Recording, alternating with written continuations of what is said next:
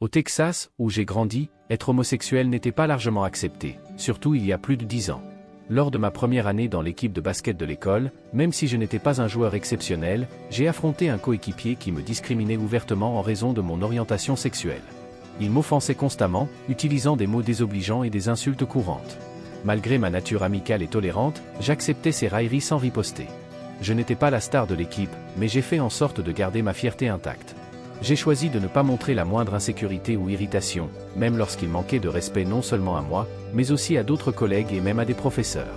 Ce collègue ne s'est pas contenté d'insulter verbalement, il a également harcelé mes amis, fait des insinuations inappropriées et fait des commentaires offensants envers les filles. C'était le genre d'élève qui flattait faussement les enseignants pour éviter les ennuis. J'ai découvert plus tard que son père était décédé il y a 3 ans et que sa mère luttait contre l'alcoolisme. Même si j'avais ces connaissances, j'ai gardé mon sang-froid jusqu'à ce qu'il soit temps d'agir. Je me suis préparé physiquement et mentalement à une confrontation inévitable. Pendant 3 mois, je me suis entraîné et je me suis préparé à ce qui allait arriver. Finalement, il m'a confronté dans les toilettes d'une école, entouré de certains de ses amis. Au cours de notre conversation, il a évoqué le décès de son père, ce à quoi j'ai répondu avec empathie, lui proposant de l'aide s'il en avait besoin. Cependant, il a ignoré mon offre et a continué ses commentaires homophobes, remettant constamment en question ma sexualité. À ce moment-là, je me suis interrogé sur son obsession pour le sexe gay et pourquoi il posait autant de questions à ce sujet. Après tout, il était curieux qu'il se soucie autant de quelque chose que, selon lui, son père était censé connaître.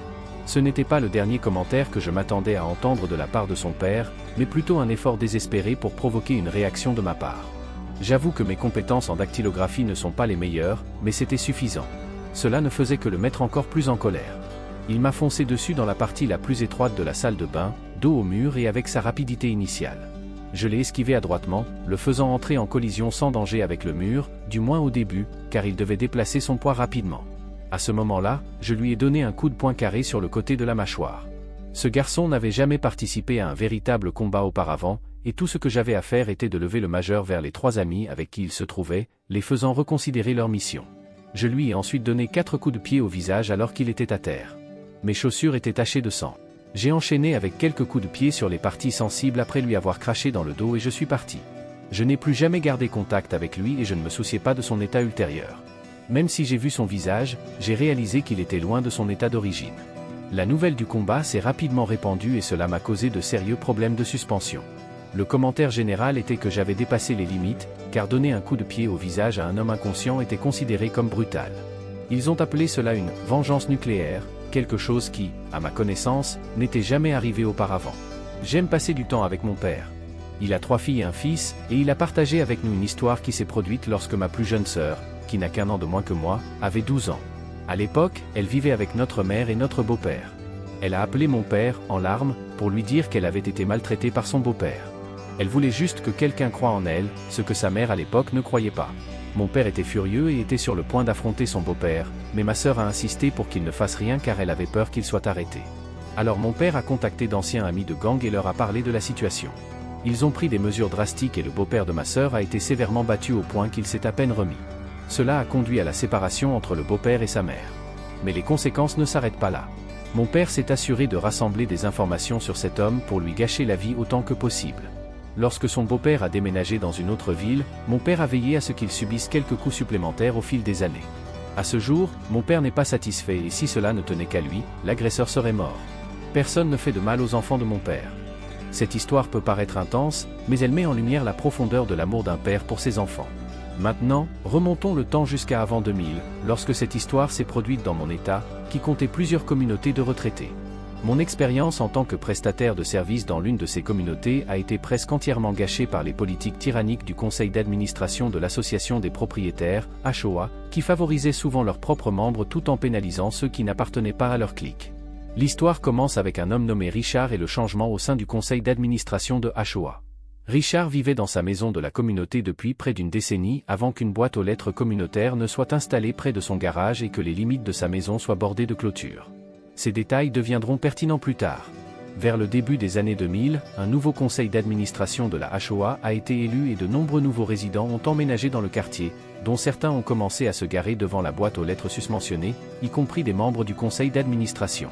Au début, Richard a tenté de parler de manière offensive aux personnes qui se garaient, bloquant son entrée. Cependant, lorsque ses tentatives de dialogue ont échoué, il a décidé de garer sa voiture devant son propre garage en guise de représailles, ce qui a conduit son véhicule à être remorqué par le conseil d'administration de la HOA, qui a également infligé des amendes à Richard. De plus, Richard n'était pas du genre à garder son jardin parfaitement entretenu ni sa pelouse bien entretenue. Cela a conduit la HOA à envoyer des paysagistes pour effectuer le travail, facturant Richard chaque fois qu'ils effectuaient des travaux sur sa propriété. Richard, avec beaucoup d'assurance, tant verbalement que par écrit, a demandé qu'aucun paysagiste ne soit envoyé chez lui et leur a refusé l'accès. Cependant, il a toujours été inculpé conformément à son contrat et a ensuite été licencié.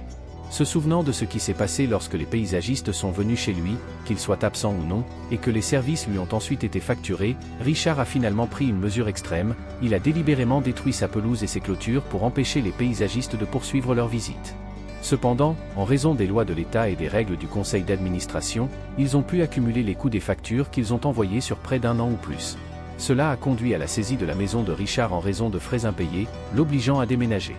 Il a choisi de s'installer en Californie pour échapper au conflit. La vengeance qui a conduit à des événements dramatiques peut désormais être discutée. Richard, qui dans ma mémoire vivait pratiquement dans une caravane, était tourmenté par le traitement qu'il avait reçu de la part de l'ancien conseil. Il possédait même une unité de stockage en Arizona contenant un fusil et 2 pistolets semi-automatiques. En avril, il retourne en Arizona avec un seul objectif en tête, se venger. L'ancien conseil d'administration de Richard a tenu des réunions officielles coûteuses ainsi que des réunions plus petites pour les situations d'urgence, convoquées par vote. Richard a assisté à l'une de ces réunions du conseil d'administration armé, tirant et tuant 2 membres, en blessant un autre et s'engageant dans une bagarre avec un 4e individu qui tentait de le désarmer. Interrogé plus tard sur la raison de ses actes, sa réponse a été succincte: « J'en avais marre ».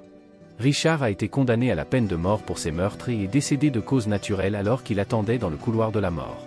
Finalement, le conseil d'administration de la HOA a été dissous pendant un certain temps après cette série d'événements, bien qu'il ait été reconstitué par la suite. D'après mes souvenirs, ils ont depuis été plus prudents dans le choix de leurs membres. Opie a publié des liens vers des articles de presse prouvant la véracité de ces événements, notamment le fait que Richard a tiré sur une femme dans le dos et sur une autre dans la tête. Normalement, j'ai l'habitude de faire des blagues et même d'exagérer les histoires, mais cette fois, je ne peux pas. Je reconnais que le conseil a agi injustement envers cette personne, mais sa réponse a été complètement disproportionnée. Il ne s'agit pas de vengeance, c'est un meurtre planifié. Le prochain article sur Reddit vient d'Atlas Black, et même s'il est long, si vous continuez à lire jusqu'à la fin, vous comprendrez comment j'ai été piégé et renvoyé de mon travail, déclenchant une série d'événements. Cette histoire peut paraître intense, mais elle met en lumière la profondeur de l'amour d'un père pour ses enfants. Maintenant, remontons le temps jusqu'à avant 2000, lorsque cette histoire s'est produite dans mon État, qui comptait plusieurs communautés de retraités. Mon expérience en tant que prestataire de services dans l'une de ces communautés a été presque entièrement gâchée par les politiques tyranniques du conseil d'administration de l'Association des propriétaires, HOA, qui favorisaient souvent leurs propres membres tout en pénalisant ceux qui n'appartenaient pas à leur clique. L'histoire commence avec un homme nommé Richard et le changement au sein du conseil d'administration de HOA. Richard vivait dans sa maison de la communauté depuis près d'une décennie avant qu'une boîte aux lettres communautaire ne soit installée près de son garage et que les limites de sa maison soient bordées de clôtures. Ces détails deviendront pertinents plus tard.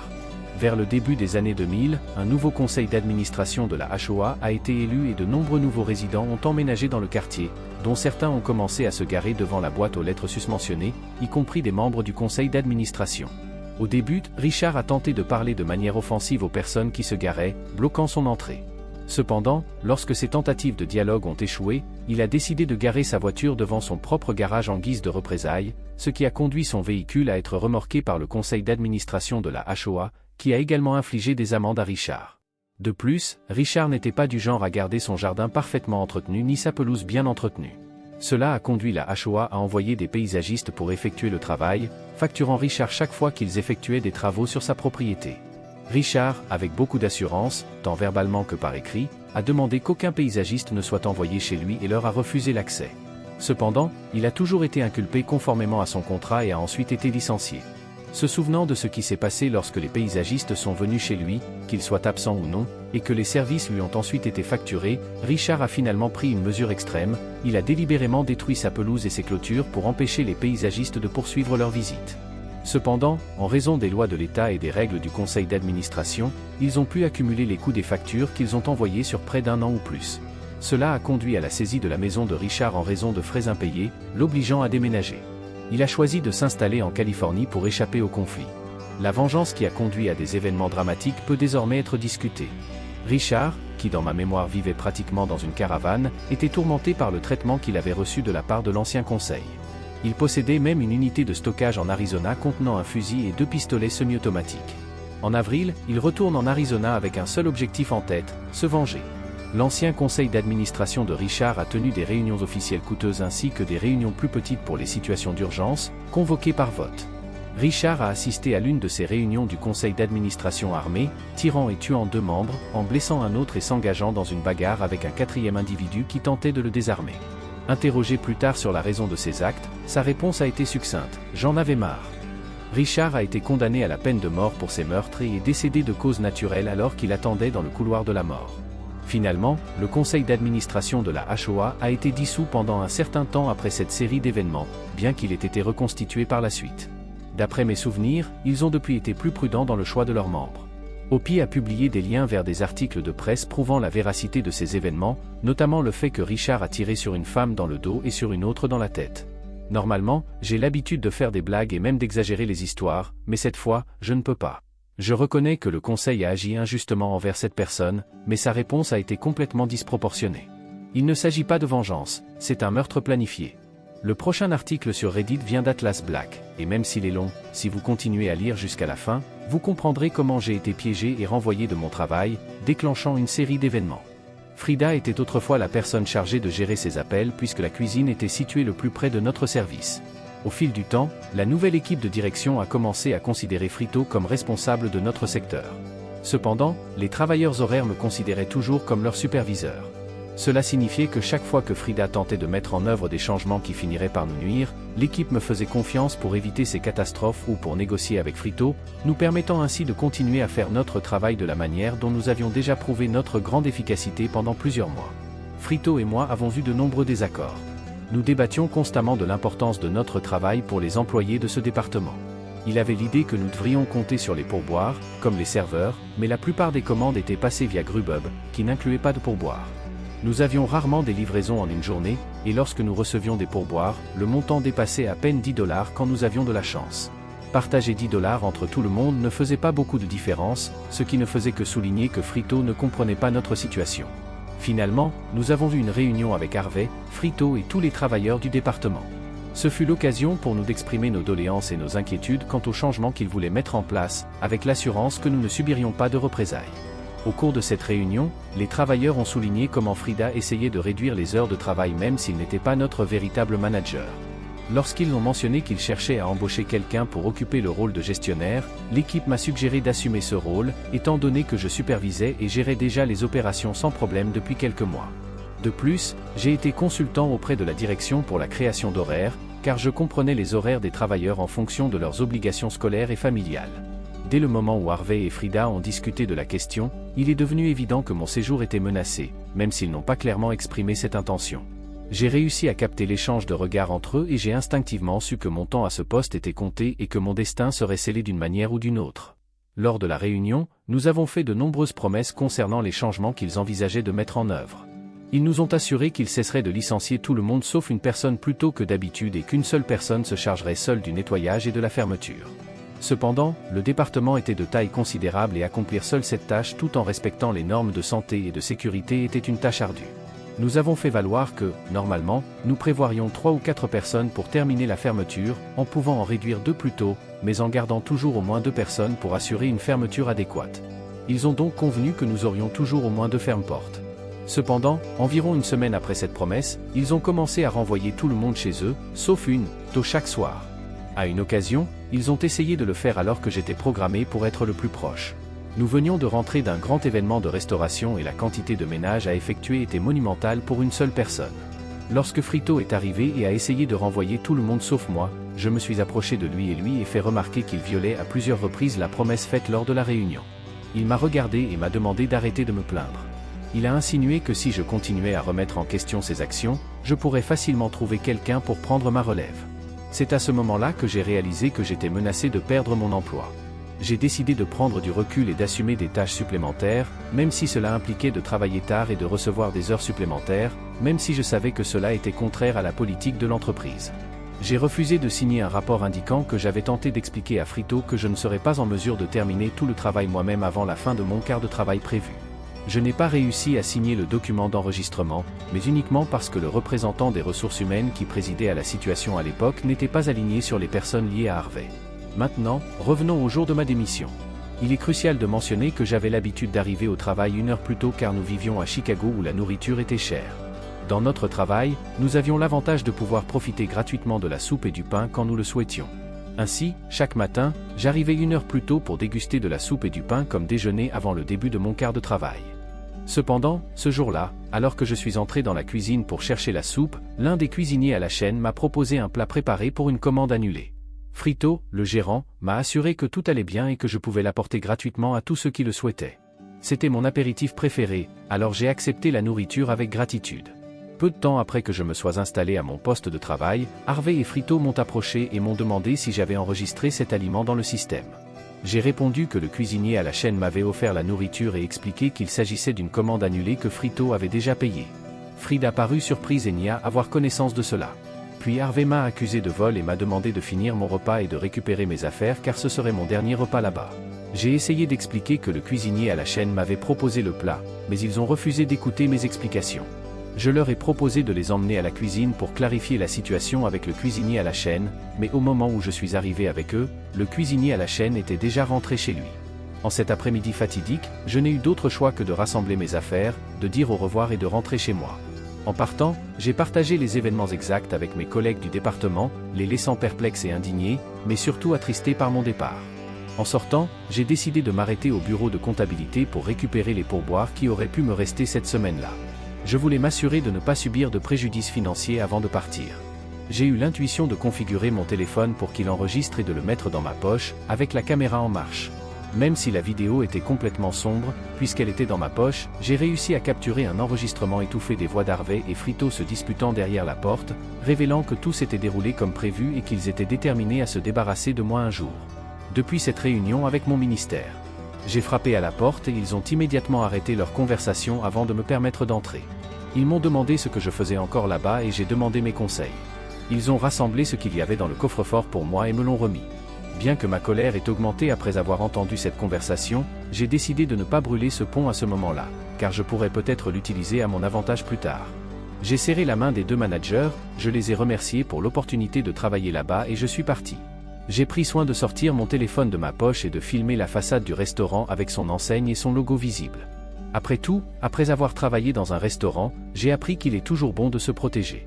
Cela est vrai pour la plupart des emplois, mais quelque chose m'a dit que j'aurais besoin de ces preuves à l'avenir si j'étais accusé de vol.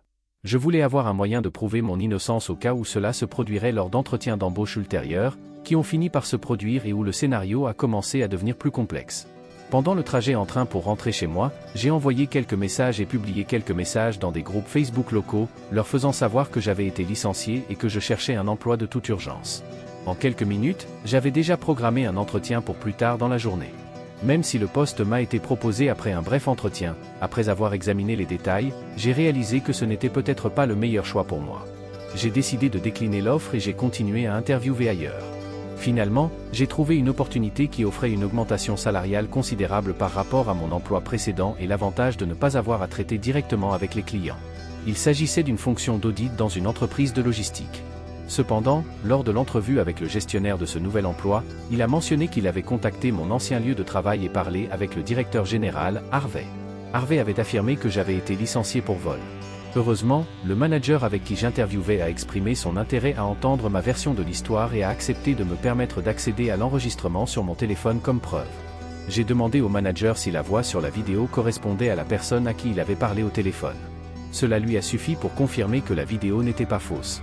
Il a entendu les deux gérants admettre dans la vidéo qu'ils m'avaient piégé et a regardé jusqu'à la fin, lorsque j'ai montré la façade complète du restaurant, y compris le logo et le nom. Le manager qui m'a interviewé et appelé Dean m'a embauché immédiatement. Je pensais que cette situation était terminée. Cependant, environ 7 mois plus tard, après m'être très bien intégré à mon nouvel emploi, les ressources humaines ont envoyé un email de bienvenue à tous les nouveaux membres de l'équipe, répertoriant les informations les concernant et incluant des photos. J'ai été surpris et heureux de voir que l'un d'eux, Thomas, était un ancien collègue du restaurant, avec qui j'avais travaillé comme hôte. J'ai cherché sa table pour le saluer et lui ai demandé pourquoi il avait quitté le restaurant. Il a expliqué qu'il n'était pas parti de son plein gré, il a été licencié parce que l'entreprise faisait l'objet d'une enquête. C'était considéré comme une affaire relativement mineure, mais la société propriétaire de la chaîne de restaurants a reçu un email avec une vidéo en pièces jointes, la même vidéo que j'avais enregistrée dans ma poche. Cette vidéo a conduit l'entreprise à lancer une enquête interne. Thomas a été surpris que je n'en ai rien entendu et m'a dit qu'ils avaient fait plusieurs tentatives pour me contacter. On lui a dit que je devrais comparaître pour discuter de ma situation d'emploi et de mon licenciement. Cependant, je n'ai jamais répondu, car le sujet ne m'intéressait plus. De plus, j'avais depuis changé de numéro de téléphone, rendant tout contact téléphonique impossible. Thomas a poursuivi en expliquant qu'avant d'envoyer quelqu'un enquêter sur l'entreprise, Harvey et Frito ont tenté de soudoyer mon ancien service. Ils ont proposé une petite augmentation de salaire en échange de la publication d'un article sur l'entreprise alléguant que j'étais incompétent dans mon travail et que je n'avais pas rempli mes fonctions le jour où le commissaire aux comptes s'est présenté. Cela a conduit certaines personnes de mon ancien département à démissionner immédiatement. Une employée de l'entreprise nommée Audrey a dénoncé Harvey avant de partir, lançant ainsi la première arnaque. Le deuxième coup dur est survenu quelques jours plus tard, quand Audrey a montré à Harvey et Frito l'enregistrement qui avait déclenché tout ce problème. Bien qu'il les niait avec véhémence, on ne pouvait nier l'authenticité de la voix de Harvey dans la vidéo. De plus, l'enregistrement a capturé leur voix alors que nous nous serrions la main et disons au revoir amicalement, ce dont ils étaient déjà fiers. Audrey a estimé que c'était à leur détriment, car il semblait que nous nous étions séparés en bons termes. Ce n'était pas le deuxième véritable coup dur auquel ils étaient confrontés. Lorsqu'il est devenu évident qu'il devait être renvoyé, l'entreprise a transféré Harvey dans un autre restaurant appartenant à la même société et l'a temporairement rétrogradé. Pour résoudre cette situation, ils ont été séparés, alors qu'ils formaient autrefois une équipe inséparable. La pression de l'enquête a dû les stresser beaucoup, ce qui a fini par provoquer une bagarre publique sur Facebook, dans un message publié sur la page de l'entreprise. Le message a depuis été supprimé, mais Thomas a expliqué que Frito avait été mentionné dans la publication Facebook sur la page du restaurant, et Harvey a fait des commentaires passifs-agressifs insinuant que Frito ne devrait même pas être sur la photo, car il avait été transféré dans un autre restaurant. Restaurant en raison de son mauvais comportement.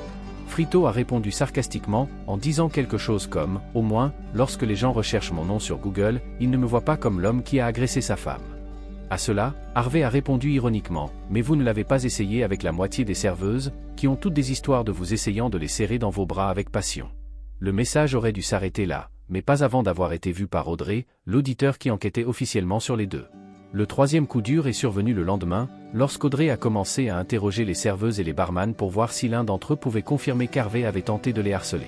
Ils ont tous été interrogés séparément et plusieurs d'entre eux ont raconté des histoires similaires. Toutes les filles qui ont confirmé qu'Harvey avait agi de manière inappropriée à leur égard ont déclaré qu'il leur avait proposé d'être leur « sugar daddy » si elles envoyaient des photos nues ou restaient après la fermeture pour jouer avec lui. Harvey a été licencié, mais ce n'était pas le pire. Audrey, l'auditrice, n'était pas une employée ordinaire de l'entreprise, elle avait été l'ancienne directrice régionale de la région et avait personnellement embauché l'épouse de Harvey comme directrice générale d'un autre restaurant de la ville. Elle a appelé le restaurant où travaillait la femme d'Harvey et lui a partagé toutes les informations qu'elle avait obtenues des serveuses. Nous avons découvert plus tard qu'ils avaient divorcé à cause de la tentative de trahison d'Harvey, même après que sa femme lui avait déjà donné une seconde chance après qu'il l'ait agressée. Nous ne savons pas ce qui l'a poussé à lui donner une seconde chance après un acte aussi terrible, mais elle ne lui a certainement pas donné une troisième chance après le licenciement d'Harvey. Le cuisinier à la chaîne qui m'a donné à manger a également été interviewé par Audrey et, à un moment donné, il a révélé qu'il était un immigrant illégal. Elle avait accès à ses dossiers, y compris à une pièce d'identité de l'Illinois et à un numéro de sécurité sociale, ce qui la laissait perplexe. Elle a continué à lui demander plus d'informations et a découvert que Frito disposait d'un réseau de contacts et exploitait lui-même un petit marché noir. Il a fourni des cartes de sécurité sociale et de fausses identités aux immigrés illégaux qu'il employait, ce qui se produisait depuis au moins 4 ans. Cette révélation était lourde d'implications juridiques et représentait un cauchemar potentiel en termes de relations publiques. Audrey sentait qu'elle n'avait d'autre choix que d'informer les autorités. La police locale s'est tournée vers le FBI en raison de certaines preuves qui dépassaient sa compétence. Frito a été arrêté, et lors de son interrogatoire, il a révélé les noms des personnes à qui il avait fourni des cartes de sécurité sociale et de fausses identités. Même s'il n'est pas clair s'il a dénoncé toutes les personnes impliquées, il a nommé environ 14 personnes. Sur ces 14 personnes, au moins la moitié ont été expulsées. Cela incluait le cuisinier à la chaîne qui m'a donné à manger le jour de mon licenciement. Thomas m'a expliqué que tout a commencé avec mon licenciement, même si je n'ai jamais envoyé la vidéo à d'autres sociétés. Il semblerait que Dean, la personne qui m'a embauché, ait envoyé la vidéo à sa femme, qui était avocate. Il voulait déterminer si j'avais des raisons de poursuivre mon ancien employeur en justice, car ce qu'il avait fait était clairement mal. Cependant, lorsque nous en avons parlé au début, j'ai mentionné que je n'étais pas le genre de personne qui essaierait d'obtenir un règlement important de la part d'une entreprise entière à cause des erreurs de 2 personnes. J'ai dit que j'aimerais tout au plus les voir perdre leur emploi. C'est donc la femme de Dean qui a envoyé la vidéo à l'équipe juridique du siège social de mon ancien employeur, au restaurant. Au début, mon patron et sa femme essayaient simplement de s'assurer que les responsables soient licenciés pour ce qu'ils m'avaient fait. Cependant, ils ont fini par déclencher une série d'événements qui se sont transformés en une révélation majeure de harcèlement sexuel, des managers trompant leurs épouses avec des employées féminines, des licenciements massifs en attendant des enquêtes, une restructuration du personnel, une enquête du FBI sur les activités du marché noir et l'expulsion de plusieurs personnes. Personnes, peut-être jusqu'à 14. Je n'ai pas activement recherché cette « revanche nucléaire », mais ce fut une tournure étonnante des événements qui a abouti à un soulèvement majeur sur mon ancien lieu de travail. Il ne s'agit donc pas exactement d'une vengeance nucléaire, mais il est peut-être préférable de l'appeler une sorte de « karma nucléaire ». Notre quête de justice a eu un impact bien plus important que prévu initialement, et les conséquences ont été significatives. Si vous avez aimé cette histoire, veuillez cliquer sur le bouton d'abonnement.